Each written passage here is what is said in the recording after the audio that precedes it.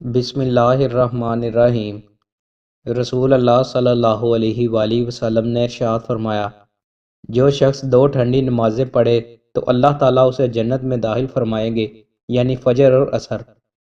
رسول اللہ صلی اللہ علیہ وآلہ وسلم نے ارشاد فرمایا، جب بندہ بیمار ہو جائے یا وہ سفر پر ہو تو اس کے لیے اتنا ہی عمل ثواب لکھ دیا جاتا ہے جتنا وہ حالت قیام اور حالت صحت میں کیا کرتا تھا۔ رسول اللہ صلی اللہ علیہ وآلہ وسلم نے ارشاد فرمایا، سب ناموں میں سے عبداللہ اور عبد الرحمن اللہ تعالیٰ کو بہت پسند ہیں۔ رسول اللہ صلی اللہ علیہ وآلہ وسلم نے ارشاد فرمایا، سب سے افضل ہجرت یہ ہے کہ تم اس چیز کو چھوڑ دو جسے اللہ عز و جل ناپسند کرتے ہیں۔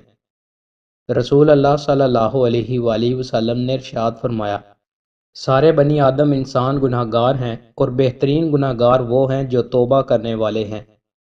رسول اللہ صلی اللہ علیہ وآلہ وسلم نے ارشاد فرمایا، جب تم نے اپنا کتا شکار پر چھوڑا اور بسم اللہ بھی پڑھی اور کتے نے شکار پکڑا اور اسے مار ڈالا تو اسے کھاؤ، اور اگر اس نے خود بھی کھا لیا ہو تو تم نہ کھاؤ، کیونکہ یہ شکار اس نے اپنے لیے پکڑا ہے۔ اور اگر دوسرے کتے جن پر اللہ کا نام نہ لیا گیا ہو اس کتے کے ساتھ شکار میں شریک ہو جائیں اور شکار پکڑ کر مار ڈالیں تو ایسا شکار نہ کھاؤ، کیونکہ تمہیں معلوم نہیں کہ کس کتے نے مارا ہے۔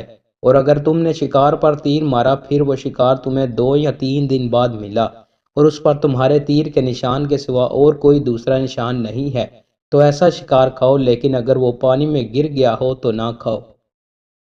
4 چیزیں نیکی کا خزانہ ہیں۔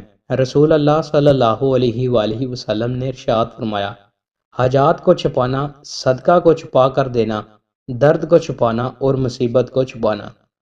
دوستوں، مزید اچھی ویڈیوز کے لیے ہمارے چینل کو سبسکرائب لازمی کریں۔ بہت شکریہ۔